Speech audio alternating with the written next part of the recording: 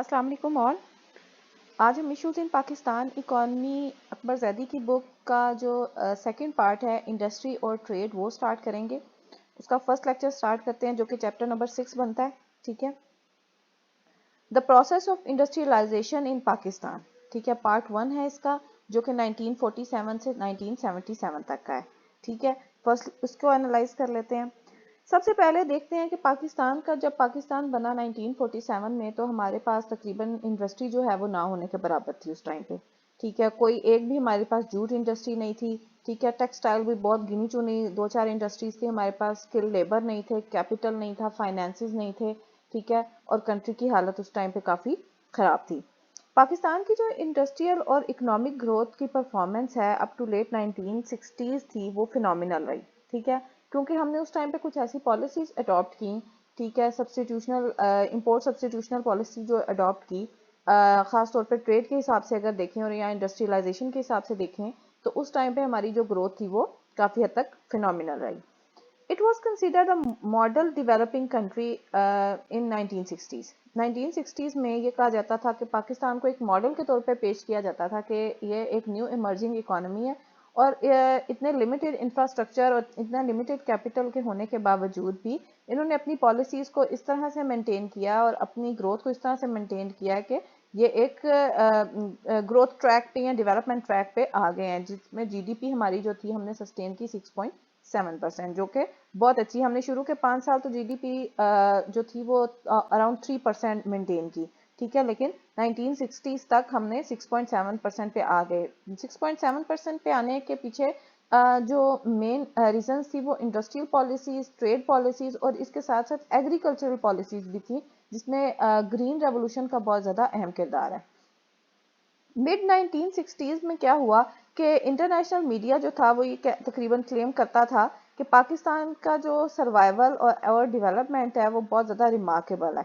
ठीक है, example of state and nation building in the post war period. ठीक है, वार के बाद कोई भी कंट्री इस तरह से स्टेबल हो जाए इतने कम अरसे में तो ये एक फिनोमिनल ग्रोथ है, यहाँ एक मॉडल के तौर पे इसको पेश करना चाहिए।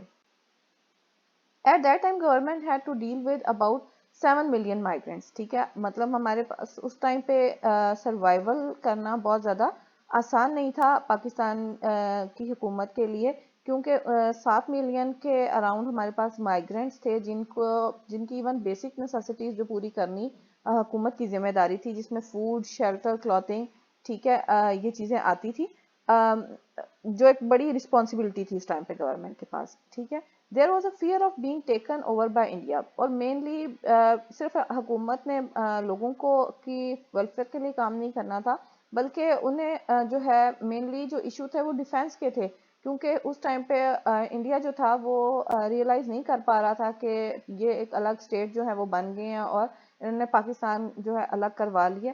ठीक है, तो वो एक बहुत ज़्यादा एंग्रीनेस बहुत शो कर रहे थे अपने, और डिफरेंट तरीके से वो ट्रैक करने की कोशिश कर रहे थे, ट्रैप करने की कोशिश कर रहे थे पाकिस्तान को। लैक ऑफ इंडस्ट्रियल बेस थी हमारे पास। ठीक है, और साथ साथ इसके अनस्किल्ड लेबर भी थे उस टाइम। ठीक है, अनस्किल्ड लेबर क्योंकि एजुकेशन का इतना उस टाइम पे रियलाइजेशन नहीं थी लोगों में, और इतनी स्किल्स नहीं आते थे लोगों को। ठीक है, तो इस वजह से जो है पाकिस्तान को काफ़ी डिफिकल्ट सिचुएशन का सामना करना पड़ा। Despite of all these difficulties, Pakistan has managed growth rate of 3% in earlier periods. Earlier जो years थे उसमें तकरीबन हमने 3% जो जीडीपी ग्रोथ थी वो मेंटेन की। 1947 से अगर 58 में देखें तो exchange rate, trade policies, import substituting industrialization. ठीक है, इंडिपेंडेंस के बाद क्या हुआ कि पाकिस्तान की गवर्नमेंट को ये रियलाइज़ हुआ और उसने आइडेंटिफाई किया कि एरिया कौन से ऐसे एरियाज हैं जिनमें जो है अर्जेंटली इन्वेस्टमेंट की ज़रूरत है, या अर्जेंट बेसिस के ऊपर उनमें तरमीम लेकर आई जाए, उनमें पॉलिसीज़ लेके आई जाए, उनमें रिफॉर्म्स लेके आई जाए, ताकि कुछ हद तक जो है कंट्री स्टेबल हो सके। ठीक है, पहला जो एरिया सबसे देखा गया उसको वो था इंडस्ट्री। ठीक है, क्योंकि उस टाइम हमारे पास इंडस्ट्री बिल्कुल ना होने के बराबर थी, और जो उस टाइम पे पाकिस्तान में इंडस्ट्री डेवलप हुई भी थी वो जो हिंदूज थे वो जाते जाते उसमें से या तो कैपिटल खराब कर गए थे, जो मशीनरी थी वो बिल्कुल खराब और नकारा कर गए थे, या फिर अपने साथ लेके चले गए थे। ठीक है, तो पहली जो इंडस्ट्रियल पॉलिसी आई वो अप्रैल 1948 में आई, ठीक है। और उसमें ये एनालाइज किया गया कि there is a vast contraction between contrast between natural resources and industrial backwardness. हमारा बहुत ज़्यादा कंट्रास्ट है, क्योंकि हमारे पास उस टाइम नेचुरल रिसोर्सेज तो थे, लैंड था, लेबर बेशक थी लेकिन स्किल नहीं थी, लेकिन थी एटलीस्ट। पॉपुलेशन की ग्रोथ उस टाइम पे बहुत ज़्यादा थी, तो लेबर जो थे वो हमारे पास ऑलरेडी थे, लेकिन इंडस्ट्रियल बैकवर्डनेस थी हमारे पास कोई ख़ास इंडस्ट्री नहीं थी। हम प्रोड्यूस तो कर रहे थे चीज़ें, लेकिन उनको हम जो है प्रोडक्शन के काबिल नहीं, यूजफुल वे में हम उनको यूज़ नहीं कर पा रहे थे, ठीक है। Country producing 75% of world jute, ठीक है। उस टाइम पे हम तकरीबन सबसे बड़ी एक इकॉनमी थे जो कि जूट प्रोड्यूस करने की थी, ठीक है। और does not have single jute mill, ठीक है। तो आपको यहीं से अंदाजा हो जाएगा कि हमारे पास उस टाइम पे एक सिंगल जूट मिल भी नहीं थी, जबकि हम सबसे बड़ी जूट प्रोड्यूसिंग एक इकॉनमी थे, और उस टाइम पे जूट हम फिर एक्सपोर्ट करने शुरू कर दिया हमने। There is an abundant production of hides, skin, wool, sugar cane, ठीक है। इन सब चीज़ों की बहुत ज़्यादा अबंडेंट प्रोडक्शन हो रही थी कंट्री के अंदर, टोबैको, ठीक है। But resources in mineral, petroleum, power remain untapped, ठीक है। उनको उनको हाँ, वो अनयूटिलाइज थे रिसोर्सेज, मिनरल्स, पेट्रोलियम, ठीक है। ये सारी चीज़ें अनयूटिलाइज थी, और हम जो है तो इस सबसे आइडिया होता है कि नेचुरल जो रिसोर्सेज थे उनमें हम उस टाइम पे काफ़ी हद तक खुद कफील थे। Based on these assessments, between 1949 to 1958, the growth of industry was rapid, ठीक है। इंडस्ट्री की ग्रोथ 1949 से 58 तक जो है वो रैपिड ग्रोथ रही, ठीक है। Then other countries of the world, large scale manufacturing जो है हमने उस टाइम पे 23.6% ग्रो की 1949 से 54 के दरमियान में। Investment in manufacturing remains more than double during 1950s, ठीक है। मैन्युफैक्चरिंग सेक्टर की इन्वेस्टमेंट जो थी उस टाइम पे डबल रही 1950s के टाइम पे। वेस्ट पाकिस्तान के अंदर the growth rate was impressive, ठीक है। वहाँ पे जो ग्रोथ रेट थे लार्ज स्केल ग्रोइंग इंडस्ट्री के वो 19.1 थे, और उनकी पर कैपिटा इनकम जो है वो इंक्रीज कर रही थी 6.69 थे, जो कि बहुत एक अच्छी फिगर है, ठीक है। मेन फीचर्स जो थे उस टाइम 1950s के was expansion of large scale manufacturing sectors with a growth of 28.7%. This is a period where when agriculture suffered negative growth, ठीक है। उस टाइम पे मेन जो फोकस था गवर्नमेंट का वो सिर्फ इंडस्ट्रियलाइजेशन पे था, और ये कंसीडर किया जाता था कि जिस कंट्री की इंडस्ट्री स्ट्रांग होगी, यानी उसमें प्रोड्यूस्ड और मैन्युफैक्चर्ड गुड्स जो हैं वो अपनी बनाने की सलाहियत होगी, तो वो कंट्री जो है एक अच्छी कंट्री या एक मॉडल कंट्री समझी जाती है। तो इसलिए हमने उस टाइम पे एग्रीकल्चरल सेक्टर को इतना फोकस में नहीं रखा, जो कि जिसके कॉन्सिक्वेंसेस बाद में हमें नजर भी आए। अब इम्पैक्ट ऑफ एक्सचेंज रेट देख लेते हैं। Before partition the area that become Pakistan were net importer of industrial goods, ठीक है। यहाँ पे जो लोग रहते थे वो इंपोर्ट करते थे इंडस्ट्रियल गुड्स को, ठीक है, from India, and produce agricultural commodities such cotton, jute, wheat. यहाँ पे ये चीज़ें प्रोड्यूस होती थी, और बाकी जो इंडस्ट्रियल गुड्स थी, कैपिटल गुड्स थी, वो उनको इंपोर्ट किया जाता था। 1949 में क्या हुआ कि पाउंड जो है वो डिवैल्यू हुआ, ठीक है, विच वाज जो कि उस टाइम पे मेन ट्रेडिंग पार्टनर था हमारा, ठीक है। वन रीजन क्या उसके पीछे थी कि was to announce the world that Pakistan is an independent country, ठीक है। हमने उस टाइम पे अपनी करेंसी इसलिए डिवैल्यू नहीं की क्योंकि पाकिस्तान जो है ये शो करना चाहता था कि अब हम जो है इंडिया की जो इकोनॉमिक पॉलिसीज हैं उनको अडॉप्ट नहीं करेंगे, बल्कि अब हम एक इंडिपेंडेंट स्टेट बन गए हैं, और हम अपनी पॉलिसीज बनाएंगे जो कि अपनी हमारे एरिए और अपनी कंट्री के हिसाब से अपने लोगों को देख के हम अपनी वेलफेयर पॉलिसीज बनाएंगे, ठीक है। Secondly, Pakistan keep its selling its jute to India, ठीक है। दूसरी साइड पे पाकिस्तान जो है उस टाइम पे इस कंडीशन में नहीं था कि इंडिया को बिल्कुल छोड़ सकते, तो हमने अपना जो एक्सपोर्ट था इंडिया के साथ वो ट्रेड रिलेशंस रखे उस टाइम पे। जूट और कॉटन जो है इंडिया हमारे से इंपोर्ट करवा रहा था, ठीक है। और उनको हमने हायर प्राइसेस पे देना शुरू कर दिया to be able to import machinery, ताकि हम मशीनरी इंपोर्ट करवा सके अपनी, क्योंकि उस टाइम पे हमारी मेन जो ज़रूरत थी वो अपनी कंट्री में इंपोर्टेड गुड्स यानी हैवी मशीनरीज और कैपिटल गुड्स मंगवाना थी। तो उसकी बेस के लिए हमें जो पैसे चाहिए थे वो हमने उधर से एक्सपोर्ट अपनी प्राइसेस बढ़ा के पूरे किए, ठीक है। इंडिया पर punish Pakistan by suspending trade, ठीक है। फिर इंडिया ने क्या किया कि पाकिस्तान के साथ ट्रेड टर्म्स जो है वो रोक दी, तो इसका पाकिस्तान पर बहुत नेगेटिव इफेक्ट आया। फिर पाकिस्तानी गवर्नमेंट ने क्या किया कि इम्पोज किए कुछ कंट्रोल्स ओवर इम्पोर्ट्स, ठीक है। इम्पोर्ट कुछ ये नहीं कि सब चीजें आप इंपोर्ट करवा लें, कुछ इंपोर्ट रेगुलेशंस लगाई पाकिस्तान ने, ठीक है। And export to manage trade with countries that had devalued, ठीक है। उनकी और उसने एक्सपोर्ट जो है उन कंट्रीज के साथ रखी जो जिनकी करेंसी डिवैल्यू हो गई थी, और their imports were now cheaper, ताकि हमारी जो हम चीजें जो इंपोर्ट करें वो हमें चीपर रेट, जब किसी कंट्री की करेंसी डिवैल्यू हो जाती है तो उसका एक्सचेंज रेट कम हो जाता है, ठीक है। तो इसलिए हमें जो इंपोर्ट्स थी वो इस हिसाब से चीपर मिलना शुरू हो गई। Pakistan was monopoly exporter of jute to India at that time, ठीक है। और इंडिया में जूट की मिल्स थी, तो इंडिया उस टाइम पे जो है फोर्स था कि उसको हमसे जूट जो है वो लेनी पड़ रही थी। 1949 में क्या हुआ कि इंडिया ने इम्पोर्टेड 55.8% हमसे जो है जूट पाकिस्तान से एक्सपोर्ट करवाई, ठीक है। But there was suspended in September 19, लेकिन वो सितंबर में सस्पेंड कर दी गई, ठीक है। फिर 1950s में क्या हुआ, कोरियन वार जो है वो स्टार्ट हो गई, ठीक है। और फिर एक वर्ल्ड का जो स्ट्रक्चर था वो चेंज हो गया, ठीक है। इकोनॉमीज को काफ़ी हद तक उस टाइम पे जो एक अनस्टेबिलिटी की कंडीशन होती है इकोनॉमीज में वो आने लगी।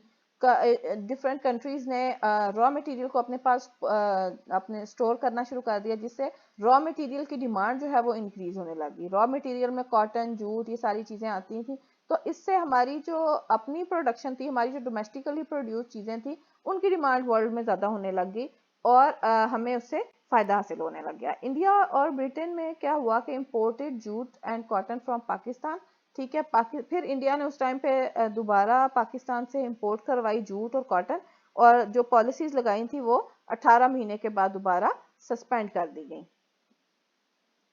वार जो है वो 1952 तक रही, जो कोरियन वार थी, but in mid of 1951 the prices of raw material began to decline, ठीक है। 1951 के दरमियान में क्या हुआ कि मिड में द प्राइसेस जो थी रॉ मटेरियल की वो डिक्लाइन करने शुरू कर दी, ठीक है। क्योंकि एक टाइम पे जब बूम आता है तो उसके बाद रिसेशन भी आता है, तो इकोनॉमीज अब रिसेशन की तरफ जा रही थी। लेकिन पाकिस्तान की बैड लक ये हुई कि पाकिस्तान के पॉलिसी मेकर्स ने ये काफ़ी देर से रियलाइज़ किया, और हमने अपनी प्राइसेस जो है वर्ल्ड प्राइसेस से उस टाइम पे हाई रखी, इंपोर्ट प्राइसेस। तो क्या हुआ कि हमारी चीज़ की डिमांड कम हो गई, और जो हमें बाद में कॉन्सिक्वेंसेस बहुत ज़्यादा फेस करने पड़े। Markets were healing heading toward a recession, ठीक है। But Pakistan was too slow to react in this situation.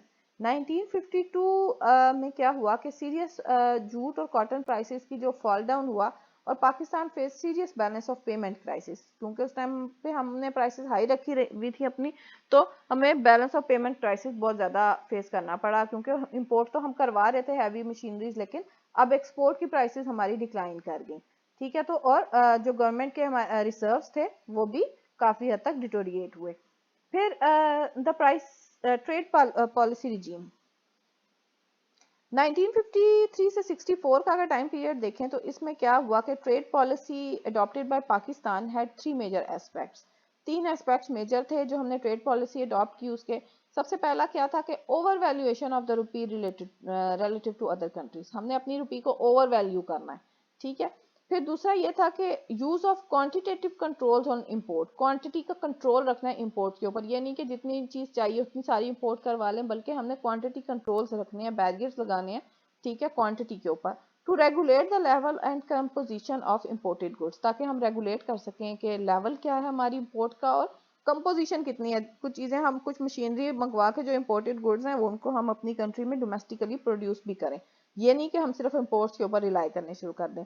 फिर differentiated structure of tariffs on import and export taxes on two main export, ठीक है।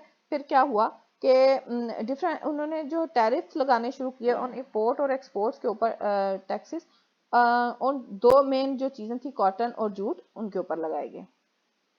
Government ने promote किया tariff और production को to promote industrialisation, ठीक है। हम सिर्फ इंडस्ट्रियल गुड्स जो है इंपोर्ट करवा रहे थे उस टाइम पे। Lowering the tariff on capital and intermediate goods, high tight control over import of luxuries, ठीक है, लग्जरी गुड्स को इंपोर्ट को बहुत ज़्यादा टाइटली कंट्रोल किया गया। Easier access to capital goods, ठीक है, कैपिटल गुड्स की एक्सेस को ईजी किया गया, और एंड अदर रॉ मटेरियल्स को जो है वो इंपोर्ट करने से रोका गया। अब कॉन्सिक्वेंसेस क्या आए इस एक्सचेंज रेट पॉलिसी के और इंडस्ट्रियलाइजेशन के, क्या कॉन्सिक्वेंसेस आए वो देखते हैं। At that time import substituting industrialization policy was adopted, ठीक है। इंपोर्ट सब्स्टिट्यूटिंग इंडस्ट्रियलाइजेशन का मतलब ये हुआ कि जो इंपोर्ट हम चीज़ें कर रहे हैं उसको सब्स्टिट्यूट करवाएं, ठीक है, यानी वो चीज़ें हम खुद प्रोड्यूस करना शुरू कर दें। और दूसरा ये कि कैपिटल गुड्स जब हम इंपोर्ट करवा रहे हैं तो उनके ऊपर भी कुछ कंट्रोल मेजर्स लगाए गए। सबसे पहला इसमें क्या पॉलिसी थी कि produce anything that can be reasonably produce domestically, जो चीज़ें डोमेस्टिकली हम प्रोड्यूस कर सकते हैं अपना डोमेस्टिक रॉ मटेरियल यूज़ करके, उनको हम अपनी कंट्री में ही बनाएं, बल्कि बजाय कि हम उसको भी इंपोर्ट करवाएं। और दूसरी चीज़ ये थी कि वंस प्रोडक्शन अगर स्टार्ट हो चुकी है किसी चीज़ की डोमेस्टिकली, तो उस चीज़ की इंपोर्ट्स जो है वो बैन कर दी जाए, ठीक है। यानी कि अगर आप खुद भी प्रोड्यूस कर रहे हैं और आप उसको इंपोर्ट भी कर रहे हैं, बल्कि जो चीज़ खुद प्रोड्यूस करना स्टार्ट हो गए हैं उसकी इंपोर्ट को हम बंद कर दें, for competing goods to save foreign exchange, ताकि हम अपना फॉरेन एक्सचेंज जो रिजर्व्स हैं उनको मेंटेन कर सकें। अब इस सब के एंड रिजल्ट्स क्या आए। ऑल जो कैपिटल गुड्स थी and most industrial goods were imported, ठीक है। उस टाइम पे कैपिटल गुड्स और इंडस्ट्रियल गुड्स को तो हमने इंपोर्ट करवाया। State played major role in determining the nature and structure of industry, state जो है वो इंटरवीन बहुत ज़्यादा उस टाइम पे कर रही थी, गवर्नमेंट इंटरवीन कर रही थी, और वो जो इंडस्ट्री लगाने में हेल्प आउट कर रही थी और बता रही थी कौन कौन सी इंडस्ट्रीज जो हैं वो लगनी चाहिए कंट्री के अंदर, ताकि हम जो है अपना प्रोडक्शन प्रोसेस स्टार्ट कर सकें। Till the end of 1950s, Pakistan was in position to produce export surplus. 1950s के एंड पे हम तकरीबन इस काबिल हो गए थे कि हम अपना एक्सपोर्ट सरप्लस जो है वो प्रोड्यूस कर रहे थे, ठीक है। एक्सपोर्ट्स में हमारी बेसिकली रॉ मटेरियल्स ही थी, तो कॉटन, जूट वगैरह, तो उनको हम सरप्लस अमाउंट में प्रोड्यूस कर रहे थे। अब ये सारे रिजल्ट जो है वो इंडिकेट करते हैं कि जो हमने पहला फेज था इंपोर्ट सब्स्टिट्यूटिंग इंडस्ट्रियलाइजेशन पॉलिसी का, वो हमारा काफ़ी हद तक सक्सेसफुल रहा, क्योंकि उसमें हमने ग्रोथ अपनी मेंटेन की, 6.7% हमारा जीडीपी ग्रोथ रहा, ठीक है। और हम दुनिया के सामने एक मॉडल की तरह पेश हुए उस टाइम पे, कि जिसने एक न्यूली इमर्जिंग इकॉनमी होने के बावजूद अपने आप को मेंटेन किया है, इतने ज़्यादा माइग्रेंट्स होने के बावजूद, और इतने कम जो हमारे पास उस टाइम पे चीज़ें अवेलेबल थी कंट्री के अंदर, रिसोर्सेज बहुत ज़्यादा कम थे, तो उनके बावजूद हमने अपने आप को सस्टेन किया। अगर आपको वीडियो अच्छी लगी है तो प्लीज़ लाइक करें, दूसरों के साथ शेयर करें, और चैनल को सब्सक्राइब करें। इसके अलावा चैनल ये वीडियो के बारे में अगर आपकी कोई क्यूरीज हैं, ठीक है, कोई क्वेश्चंस हैं, तो प्लीज़ कमेंट सेक्शन में ज़रूर लिखें। और आप किसी और बुक या किसी और पेपर के नोट्स या लेक्चर्स चाहते हैं तो प्लीज़ आप कमेंट सेक्शन में लिखें।